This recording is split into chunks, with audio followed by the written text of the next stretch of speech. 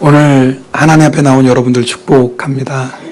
우리가 하나님 앞에 나와 예배 드릴 수 있는 것 자체가 기적이고 은혜입니다. 그리고 이렇게 예배하는 자리에 있다는 것이 얼마나 큰 축복인지 모릅니다. 오늘 예배 가운데 주님이 여러분 마음이 아픈 분 있으면 만져주시고, 또 육신에 연약한 분 있으면 주님께서 회복시켜 주시고, 또 모든 맡겼던 관계들이 회복되고 정말 살아계시는 주님 만나는 그런 예배 되기를 축복합니다. 저희가 요한복음으로 말씀을 나누고 있습니다. 요한복음 1장은 서론입니다. 특별히 19절부터는요, 예수님이 어떤 분이신지를 증언합니다.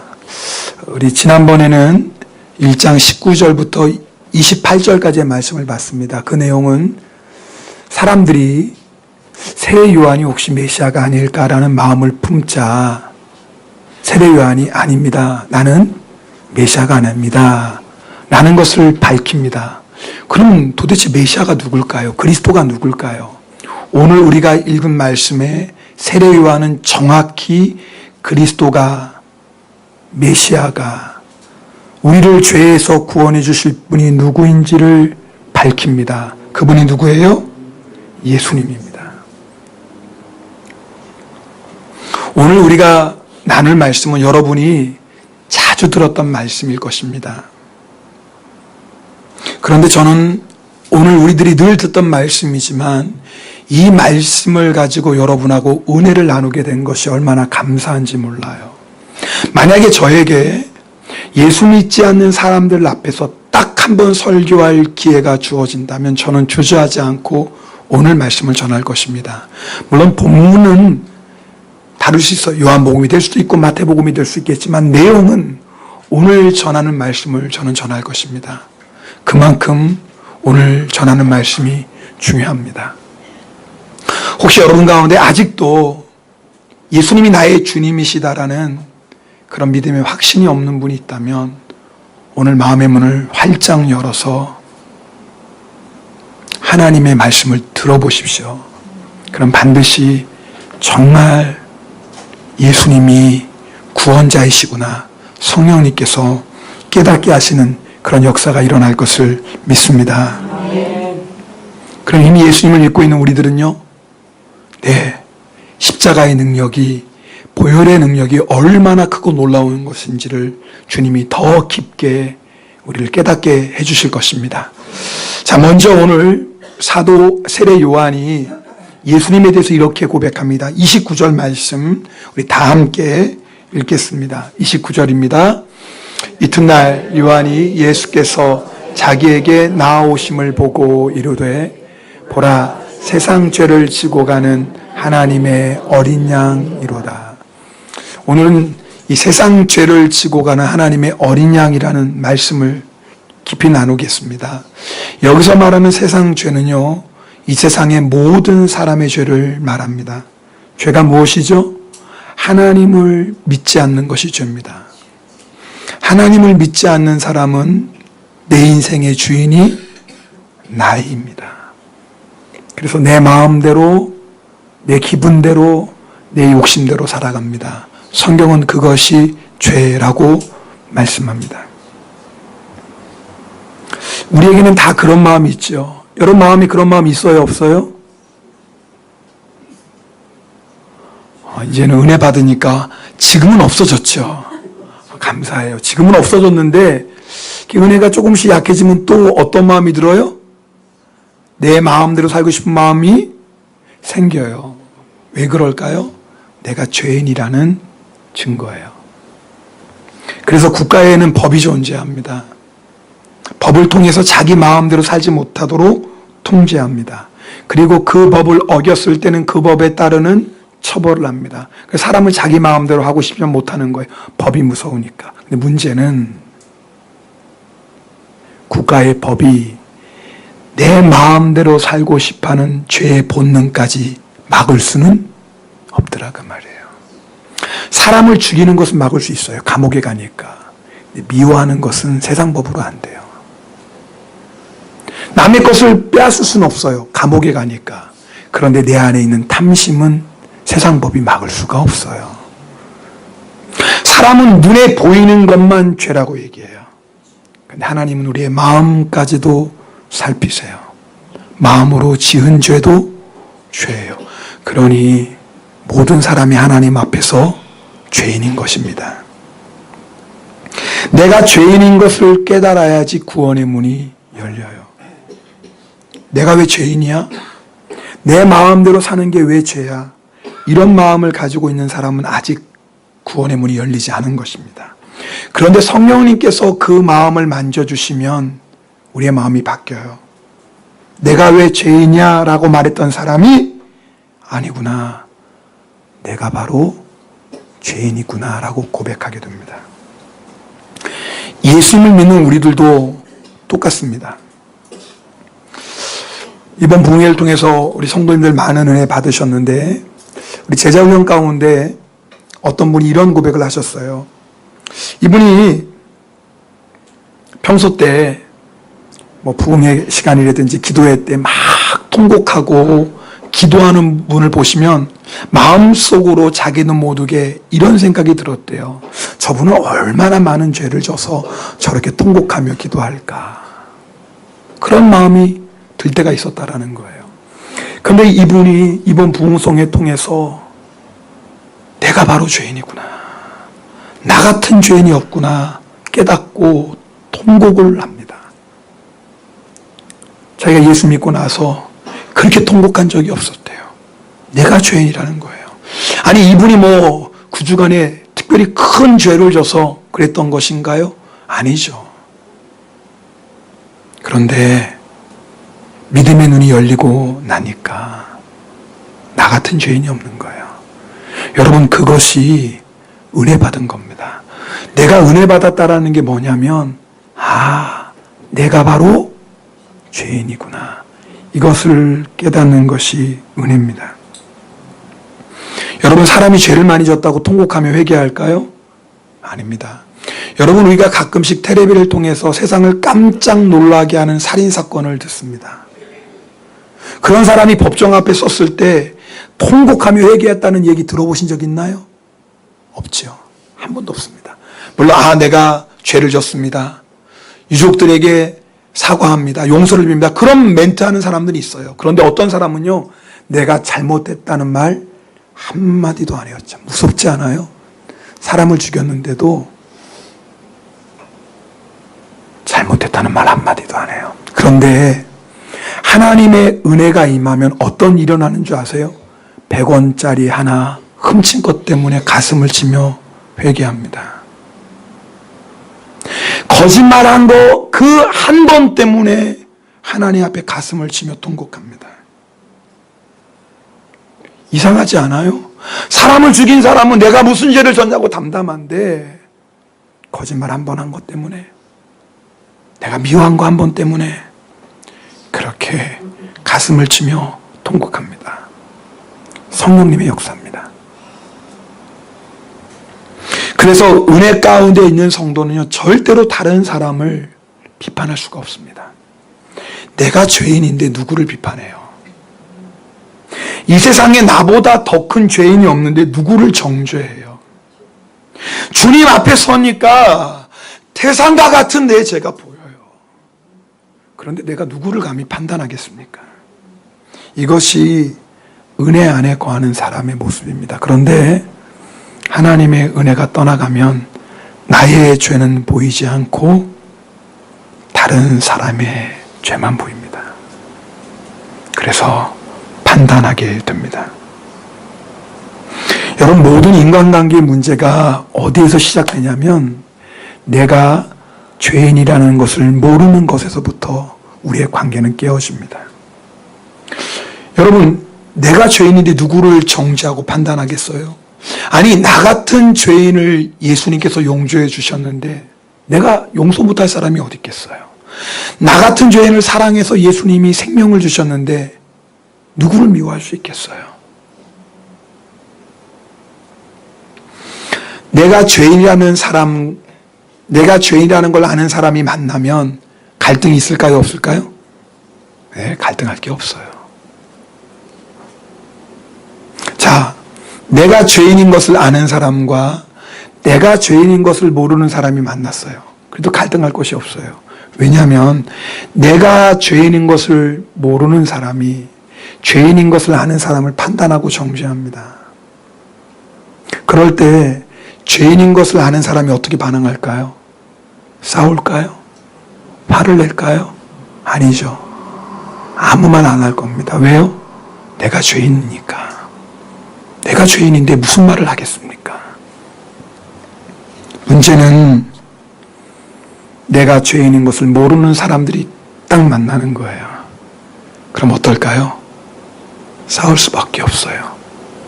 내가 의로운데 당신이 죄인인데 그 싸움은 끝나지가 않아요. 약이 없어요. 그런 싸움에는. 내가 죄인인 것을 깨닫기 전까지는. 여러분 지금 인간관계 때문에 힘들어하는 분 계십니까? 여러분 그 해결책이 뭔 줄 아세요? 네, 목사님. 그 사람이 자기가 죄인인 것을 깨달으면 이 모든 문제는 해결될 텐데, 그런데 그 사람이, 사실 그 사람도 아니죠. 그놈이죠. 자기가 죄인인 것을 깨닫지 못해서 이렇게 힘들어요. 이렇게 생각하는 분은 아직도 멀었어요. 죄송하지만. 내가 죄인인 것을 깨닫기 전까지는 깨어진 관계는 회복될 수 없습니다. 부부관계 때문에 힘들어하세요? 방법이 있어요. 우리 남편분들 한번 손 들어보세요. 높이 손 들어보세요. 따라합시다. 내가 죄인입니다. 억울하세요? 말 안 하시는 분도 계시는데 저도 할게요. 같이 합시다. 시작. 내가 죄인입니다. 이러면 부부의 모든 문제는 해결됩니다. 내가 죄인인데 싸울 일이 어디 있어요? 남자만 하면 또 억울하잖아요. 우린 또 죄의 본성이 남아있어서. 자, 여자분, 아내분들 손 들어보세요. 아내분들. 아내 아니신 분들 계세요? 아내분들, 네, 손 들어보세요. 손 드세요. 계속. 따라합시다. 내가 죄인입니다. 정말 그렇습니까? 여러분, 손 내리세요. 정말 이것이 나의 고백되면 싸울 일이 없어요. 내가 죄인인데요. 어느 분이 저에게 목사님은 머리숱이 별로 없어요 라고 말한다면 제가 그 말을 듣고 어떻게 반응할까요? 기분이 좋을 일은 없겠죠. 그러나 그 말을 듣고 시험에 들 일은 없을 겁니다. 왜요? 그게 사실이니까요. 속으로 당신은 머리수가 많아서 좋겠네요. 그럴 수는 있겠지만 그렇다고 제가 그것 때문에 화낼 일도 없고 싸울 일도 없어요. 왜냐하면 저는 제가 머리수가 없는 것을 알아요. 그 사실을 인정하고 받아들이기 때문에 싸울 일이 없어요. 시험에 들 일이 없어요. 기분 나쁠 것도 없죠. 그게 사실이니까. 실제로 저에게 있었던 일입니다. 어떤 성도님이 저에게 목사님은 사랑이 없어요. 너무 차가워요 라고 말했습니다. 그 말을 듣는데 제 마음이 너무 아팠습니다. 그분이 저에게 그런 말을 해서 마음이 아팠던 게 아니라 그게 사실이었기 때문입니다.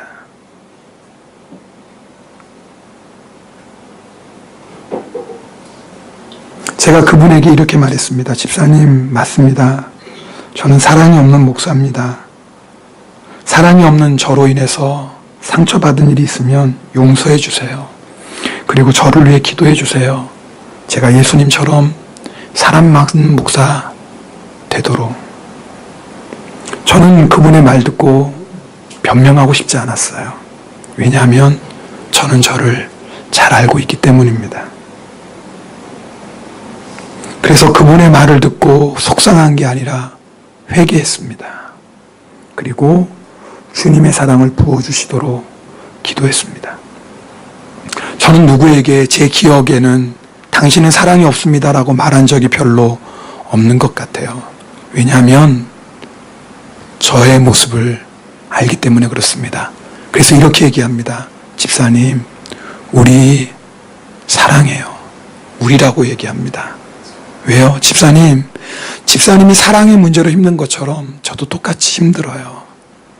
집사님이 용서하는 문제로 힘들어하는 것처럼 저도 똑같이 힘든 사람이에요. 저도 죄인이에요. 그런데 집사님, 주님은 하실 수 있잖아요. 집사님, 우리 주님 바라보고 순종합시다. 그런 마음으로 우리라고 고백해요. 간음 현장에서 한 여인이 잡혀왔습니다. 율법대로 한다면 돌을 던져 죽여야 됩니다. 사람들이 돌을 다 들고 있습니다. 그때 예수님이 이렇게 말씀하세요. 너희 중에 죄 없는 자가 먼저 돌로 쳐라.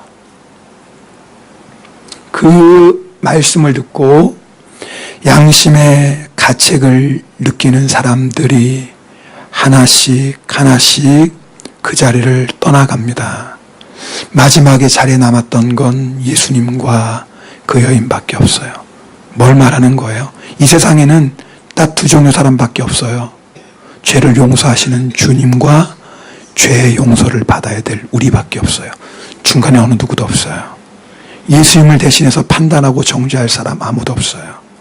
죄를 용서해 주시는 주님과 주님으로 인하여 죄 용서를 받아야 되는 우리밖에 없어요. 이 말씀은 요한복음 8장에 나오는 말씀은 나중에 또 자세히 나누도록 하겠습니다. 예수님이 하신 일이 뭐죠? 여인의 죄를 보고 있었던 그들의 영의 눈을 열어서 나의 죄를 보게 한 겁니다. 나의 죄를 보고 나니까 더 이상 그 여인을 비판할 수가 없는 겁니다. 저는 오늘 말씀을 듣는 우리 안에 이런 주님의 역사가 있기를 원합니다. 주님이 우리의 영의 눈을 열어주셔서 나의 죄를 보게 하시고 그 죄 앞에 오직 회개할 수 있는, 우리 손에 들고 있었던 모든 돌을 내려놓고 주님 앞에 자비와 긍휼을 구하는 그런 시간이 되었으면 좋겠습니다. 죄에 대해서 우리가 취할 수 있는 태도는 두 가지입니다. 하나는 그 죄의 짐을 내가 지고 사는 겁니다. 그래서 일평생 죄책감에 시달려 삽니다. 어떤 사람은 죄를 지으면서도 죄책감이 없습니다. 왜 이게 죄야? 내 마음대로 사는 게 왜 죄야? 죄를 죄로 인정하지 않습니다. 그런데 사실은요, 그 사람 마음 깊은 속에서 그것이 죄라는 것을 알까요, 모를까요? 알죠. 하나님 주신 양심이 있거든요. 뭐 하는 거에 단지 무시하고 외면합니다. 스스로를 속이는 거죠. 왜요? 그것이 죄라는 것을 인정하면 괴로우니까. 그러나 내가 그것이 죄인 것을 인정하든 인정하지 않든 나의 죄의 짐을 내가 지고 사는 사람은 결국 그 죄의 값을 누가 치르게 됩니까? 내가 치르게 됩니다. 그래서 사망의 심판, 지옥의 심판을 받습니다. 그러나 죄에 대해서 우리가 또 다른 태도를 취할 수 있습니다. 그것은 나의 죄의 짐을 예수님께 맡기는 겁니다. 어느 누구라도 예수님께 자신의 죄의 짐을 맡길 수 있습니다. 예수님은 그 어떤 죄의 짐도 맡아주시는 분입니다. 예수님이 맡아주실 수 없는 죄의 짐은 없습니다. 간음죄라 할지라도, 심지어는 살인죄라 할지라도 예수님은 우리의 모든 죄의 짐을 담당하시는 분입니다. 예수님이 그것 때문에 이 세상에 오셨어요. 죄짐 맡은 우리 구주, 어찌 그리 좋은 친구인지, 걱정, 근심, 무거운 짐 우리 주께 맡기세. 네, 여러분, 죄의 짐은 주님께 맡기는 거예요. 오늘 여러분 이 시간에 나와서 우리가 주님 앞에 예배 드릴 때 제일 먼저 해야 될 일이 뭡니까? 죄의 짐을 주님께 맡기는 것입니다. 죄를 지어서 망하는 게 아니에요. 만약에 죄를 져서 망했다면 이 자리에 망하지 않을 사람은 한 사람도 없습니다. 제가 먼저 망할 거예요. 죄를 짓고 회개하지 않으니까 망하는 거예요. 죄의 짐을 예수님께 맡기지 않으니까 망하는 거죠. 예수님은 우리의 죄를 져주시는 분이십니다. 예수님께 우리의 모든 죄를 고백하고 회개하고 맡기면 주님이 용서해 주시고 참된 평안을 주십니다. 자, 그런데요, 오늘 이 말씀 듣고 우리가 오해하지 말아야 될 중요한 것이 한 가지 있습니다. 그렇다면 성도의 삶은 죄짓고 회개하고 죄짓고 회개하고 죄짓고 회개하고 그것이 성도의 삶인가요? 아니에요. 여러분, 우리가 진심으로 회개하면, 우리의 모든 죄의 짐을 예수님께 맡기면 우리를 다스리던 죄는 힘을 잃기 시작합니다. 죄를 짓고 눈물로 회개하는 성도는 죄를 짓기 전보다 더욱더 예수님께 가까이 나아가게 됩니다. 마치 비 온 뒤에 땅이 굳어지는 것처럼 말이에요. 그렇게 예수님께 회개하며 주님 앞에 나아가는 성도는 그 마음속에 이상한 역사가 일어납니다. 죄가 싫어져요. 예전에는 죄가 좋았어요. 그래서 그 죄를 즐겼어요. 보는 사람이 없으면 돼요. 들키지만 않으면 돼요. 죄가 좋았어요. 죄가 즐거웠어요. 그런데 내가 전심으로 진심으로 회개하면 우리 안에 어떤 마음이 생기냐면 죄가 싫어요. 죄가 싫어요. 그리고 거룩하게 살고 싶은 소원이 생겨요. 이 소원 때문에 이제는 죄와 싸우는 자가 돼요. 여러분, 이것이 회개의 능력입니다. 만약에 내가 회개했는데도 내 안에 죄가 싫어지고 거룩하게 살고 싶은 마음의 소원이 생기지 않고 죄와 싸우고 싶은 열정이 생기지 않는다면 그 사람은 진짜 회개한 사람이 아닙니다. 입술로만 회개한 거예요. 성경은 진짜 회개를 말씀하는데 어디까지 가야 되냐면 죄를 버리기로 결단하는 자리까지 가야 돼요. 예를 들어서 주님, 내가 잘못했습니다. 이런 죄 졌습니다. 주님 용서해 주세요. 눈물로 회개합니다. 근데 거기서 끝나면 안 돼요. 반드시 어디까지 가야 돼요? 주님, 제가 다시는 이 죄를 짓지 않겠습니다. 주님, 저를 도와주셔서 다시는 이 죄의 종노릇하지 않게 해주시고 죄를 이기게 하옵소서. 이 기도까지 나가야지 진짜 회개예요. 그런데 이 기도를 드리지 못하는 성도들이 있어요. 왜요? 죄가 아직도 좋은 거예요. 여러분, 그런 경험 없어요? 네, 저도 있는데요. 회개했어요. 이게 죄인 줄 아니까 주님, 죄 졌어요. 용서해 주세요. 근데 그 다음 기도해야 돼요. 주님, 제가 이 죄를 버리겠습니다. 그런데 차마 그 기도를 못하는 거예요. 왜? 아직도 죄가 좋은 거예요. 회개하고 나도 나중에 기회가 되면 또 그 죄 짓고 싶어요. 그 마음은 진짜 회개한 마음이 아니에요. 그런 회개는요, 일평생에도 죄를 못 이깁니다. 진짜 회개는 죄를 버리기로 결단하는 그 자리까지 가야 돼요. 그 자리까지 가면 우리 안에 죄가 싫어지는 역사가 일어납니다. 그리고 죄와 싸우고자 하는 뜨거운 열정이 생깁니다. 할렐루야. 그래서 죄를 이기는 성도가 돼요.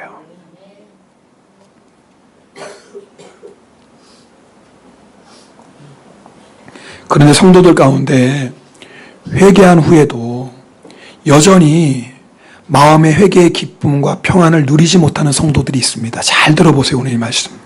물론 여러 가지 이유가 있겠지만 그 중에서 가장 중요한 이유는 예수님께서 우리의 모든 죄를 담당해 주신다는 이 놀라운 은혜를 믿지 못하는 겁니다.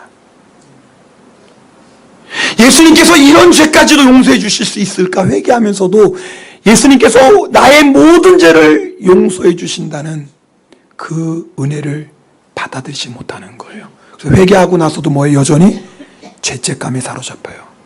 저는 실제로 봤어요. 부흥회 때보다 똑같은 회개하는 거예요. 부흥회 때 주님, 제가 이 죄를 졌습니다. 주님 용서해 주세요. 회개해요. 내가 진심으로 회개했다면 주님 용서해 주셨어요? 용서 안 하셨어요? 용서하셨죠. 그럼 이제 그 죄에서 우리는 뭐예요? 자유했어요. 할렐루야. 근데 그 다음에 부흥회 할 때 또 그 죄를 회개해요. 주님, 제가 이 죄를 졌어요. 왜? 너무나 이렇게 악하고 추하고 더러운 죄인데 한 번 회개했다고 주님 용서해 주실까? 또 회개해요. 여러분, 그것은요 믿음이 아닙니다. 주님의 회개의 역사를 믿지 못하는 겁니다. 그래서 늘 예수를 믿으면서도 죄책감에 사로잡혀요. 여러분, 죄책감에 사로잡히는 게 왜 문제냐면 죄책감에 사로잡힌 성도는 죄와 싸울 수가 없어요. 그렇지 뭐, 내가 죄인인데 뭐, 이미 버린 몸인데 뭐, 그냥 사는 거지. 죄책감에 사로잡힌 사람은 이렇게 죄 앞에 반응합니다. 죄와 싸울 수가 없어요. 그래서 마귀는 우리로 하여금 어떻게 해서든지 회개 못하게 만들어요. 그리고 회개한 자에게는 죄사함의 은혜를 믿지 못하게 합니다. 정태기 목사님이 내면 세계의 치유라는 책을 쓰셨습니다. 그 책에 있는 이야기를 여러분이 그대로 읽어드릴게요. 중간중간 생략하는 부분도 있겠지만요. 교회 다니는 일가족이 모두 정신착란 증세를 보였습니다. 처음에는 며느리, 두 번째는 남편, 그리고 마지막에는 시어머니가 그 뒤를 이었습니다. 그 가족은 교회 다니는 사람들이었어요. 전부. 목사님이 그 이야기를 듣고 그 가정을 위해 날마다 눈물로 기도합니다. 그렇게 6개월이 흘렀어요. 그런데 가족의 정신병이 낫질 않아요. 어느 날 목사님이 세미나에 참석하느라고 교회를 잠시 비웠습니다. 며칠 후 세미나에서 돌아온 목사님은 기쁜 소식을 들었습니다. 목사님이 교회를 비운 사이 그 가족들이 다 치유받았다는 거예요. 목사님은 자신의 기도가 응답받았다며 뛸 듯이 기뻐했습니다. 그런데 목사님이 모르고 있었어요. 그 가족이 무당을 불러서 투닥거리를 한 후에 병이 나았다는 것을 몰랐어요. 그러고 보니까 제가 세미나 떠날 때 갑자기 걱정이 돼요. 제가 떠난 다음에 또 무당 불러다가 굿하고 점집 찾아갈 사람이 있을까? 왜 갑자기 걱정이 될까요?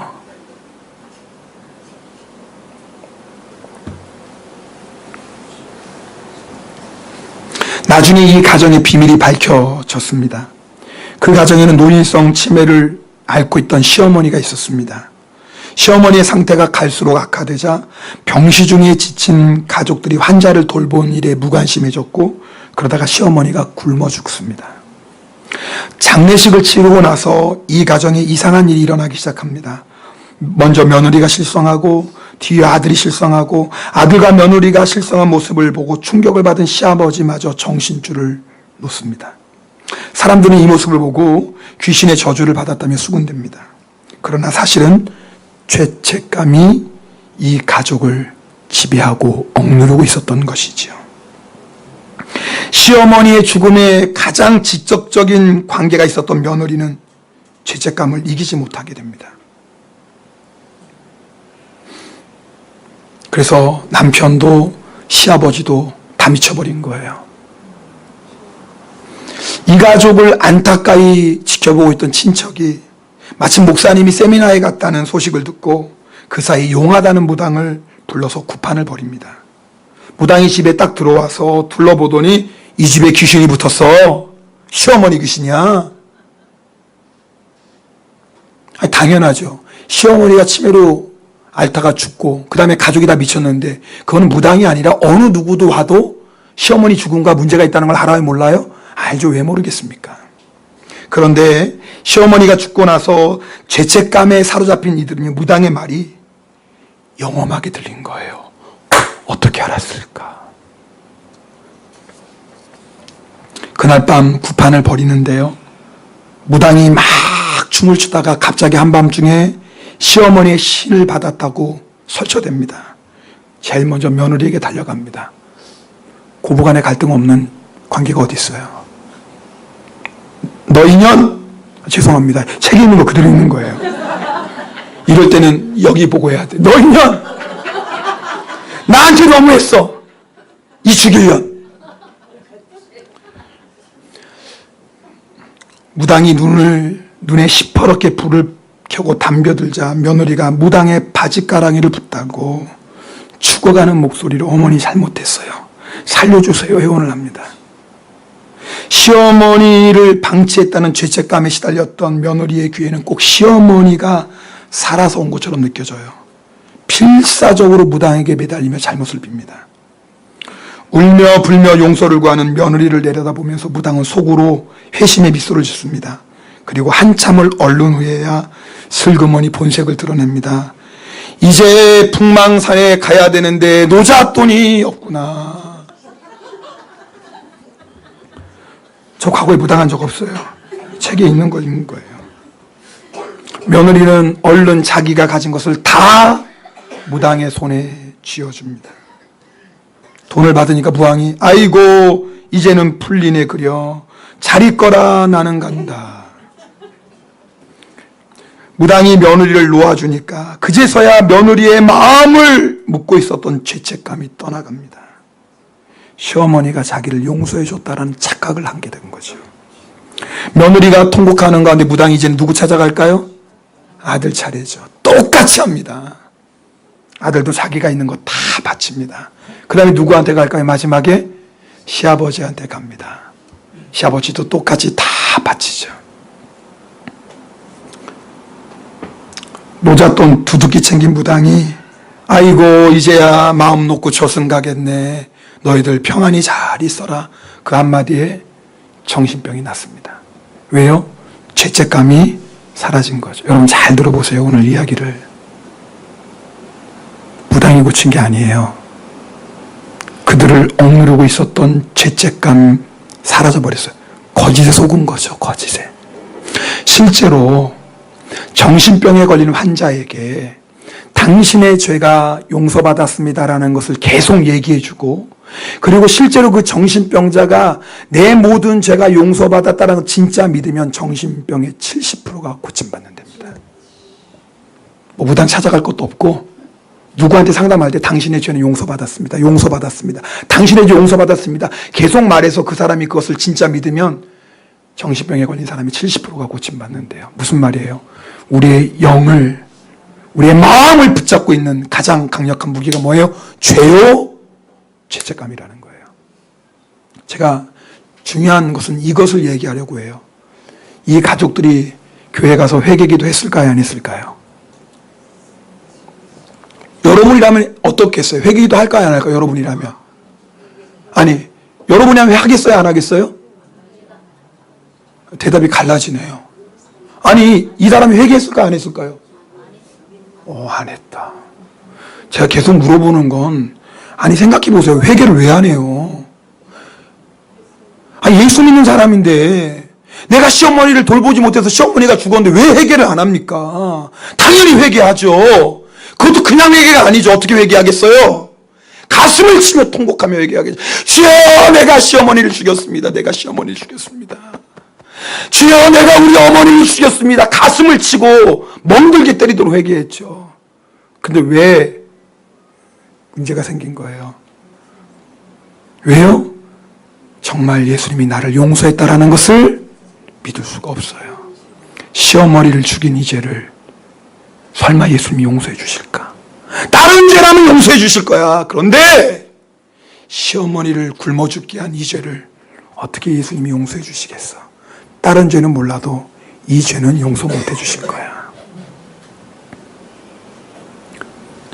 예수님께서 모든 죄의 짐을 짊어지셨다는 이 복음을 믿지 못한 거예요. 예수님께서 세상 모든 죄의 짐을 짊어지시고 용서하신다는 이 진리를 믿지 못한 겁니다. 여러분 한번 돌아보세요. 여러분 주님 앞에 진심으로 회개하고 그 죄를 주님이 용서해 주셨다는 것을 정말 믿습니까? 정말이에요? 근데 왜 제가 아멘이 그대로 안 믿어지죠? 여러분 중에 그런 사람이 있다 그 말입니다. 회개했음에도 불구하고 여전히 죄책감에 사로잡혀 있습니다. 그런 사람은요, 신앙생활에 기쁨이 없고 감격이 없고 평안함이 없습니다. 여러분 중에 내가 예수를 믿고 회개기도 하면서도 내 안에 구원의 기쁨, 구원의 감격, 주님 주시는 평안함을 온전히 누리지 못한다면 여기에 걸려 있을지도 몰라요. 성경은 분명하게 말씀합니다. 요한일서 1장 9절, 만일 우리가 우리 죄를 자백하면 그는 미쁘시고 의로우사 우리 죄를 사하시며 모든 불의에서 우리를 깨끗하게 하실 것이요. 할렐루야. 주님의 약속의 말씀입니다. 여러분, 죄를 용서하고 깨끗해 하신다는 건 같은 의미지만 조금 달라요. 예를 들어서 어머니가 자기 딸에게 예쁜 흰색 원피스를 사줬어요. 그리고 엄마가 얘기해요. 너 이거 절대 흙탕물 있는 데서 뛰어다니면 안 된다. 더러워지니까. 엄마가 누누이 얘기해요. 알았어 엄마. 그런데 이 꼬마아이가 원피스 입고 너무너무 자랑하고 싶은 거예요. 친구들한테. 바라막 자랑해요. 놀이터에서. 그렇게 자랑하다가 그만 넘어져서 흙탕물에 빠지고 말았어요. 엉엉 울고 엄마한테 옵니다. 엄마 잘못했어요. 엄마가 그러지 말라고 했는데 제가 친구들에게 자랑하고 싶어서 더러워졌어요. 그때 엄마가 알았어. 너 잘못했지? 다시는 그러지 마. 이게 뭐예요? 용서해 주는 거예요. 근데 엄마가 그 다음에 뭐 할까요? 그래, 너 이거 더러워졌으니까 평생 이렇게 입고 있어 라고 할까요? 아니죠. 어떻게 하죠? 깨끗하게 빨아줘서 다시 처음 모습으로 입혀줘요. 처음으로. 처음 그 모습 그대로. 이게 뭐예요? 깨끗하게 하시는 거예요. 그래서 주님은 우리의 죄를 기억도 아니하신다 그런 거예요. 여러분, 우리에게 어떻게 이런 역사가 가능합니까? 예수님이 어린 양이에요. 여러분, 성경의 어린 양의 의미를 가장 잘 설명해 주는 곳이 출애굽기 12장입니다. 출애굽기 12장에 보면 하나님께서 이집트에 노예로 있던 이스라엘 백성을 구원하시기 위해서 10가지 재앙을 내려요.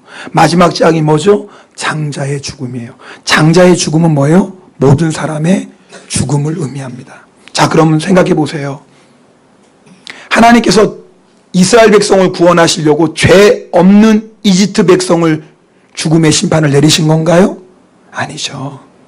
하나님께서 죄의 결과가 사망인 것을 애굽 사람들에게, 세상 사람들에게 보여주신 거예요. 자, 그러면 이집트 사람은 죄인이고 이스라엘 사람은 죄인이 아닙니까? 아니죠. 이집트 사람도 죄인이고 이스라엘 사람도 똑같은 죄인이에요. 그런데 이집트 사람은 사망의 심판을 받았는데 이스라엘 백성은 구원받습니다. 이유가 있어요. 하나님이 딱 한 가지 방법을 알려주셨어요. 이스라엘 백성이 사는 그 집에, 집 문설주 좌우에 뭐예요? 어린 양의 피를 발랐어요.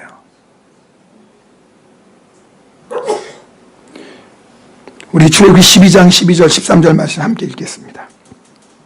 출애굽기 12장 12절 13절 같이 읽습니다. 내가 그 밤에 애굽 땅에 두루 다니며 사람이나 짐승을 막론하고 애굽 땅에 있는 모든 처음 난 것을 다 치고 애굽의 모든 신을 내가 심판하리라. 나는 여호와라. 내가 애굽 땅을 칠 때에 그 피가 누구의 피예요? 어린 양의 피가 너희가 사는 집에 있어서 너희를 위하여 표적이 될지라. 내가 피를 볼 때에 너희를 따라합시다. 뭐를 볼 때요? 뭐를 볼 때요? 어린 양의 피를 보고 내가 넘어간다라는 거예요. 그 집에 누가 사는지는 중요한 게 아니에요. 그 집에 착한 자가 사는지 악한 자가 사는지 중요하지 않아요. 예를 들어서 그 집에 아무리 악한 자가 있다 할지라도 하나님의 말씀을 믿고 회개하고 어린 양의 피를 발랐다면 구원받아요? 못 받아요? 받아요. 그런데 그 집에 사는 사람이 나는 하나님의 율법도 잘 지켜, 나는 의로와 선을 행하는 자야, 나는 얼마나 기도하며 금식하는지 몰라, 나는 바르지 않아도 돼 하는 사람이 있다면 그 밤에 사망의 심판을 피할 수가 없어요. 우리를 죄에서 구원하는 건 딱 하나입니다. 어린 양의 피예요. 예수의 피예요. 예수의 피 외에는 우리를 구원할 것이 없어요. 예수의 피만이 우리를 구원하십니다. 예수의 피를 통해서만이 하나님의 은혜의 보좌 앞에 나아갈 수 있어요. 주의 보혈밖에 없어요. 이 출애굽기 12장의 어린 양의 피가 바로 예수 그리스도가 십자가에서 흘리신 보혈입니다. 그래서 세례 요한이 예수님을 보고 보라, 세상 죄를 지고 가는 하나님의 어린 양이로다. 예수의 피가 우리를 모든 죄에서 용서해 주시고 예수의 피로 말미암아 사망의 저주가 떠나가고 예수의 피로 말미암아 구원을 얻는다라고 세례 요한이 말씀하고 있는 것입니다. 여러분, 예수님의 피를 마음에 바르셨습니까? 여러분, 예수의 피를 마음에 바르셨나요? 예수의 피를 내 마음에 바른다는 게 뭐예요? 주님, 나는 죄인입니다. 맞습니다. 나는 죄인입니다.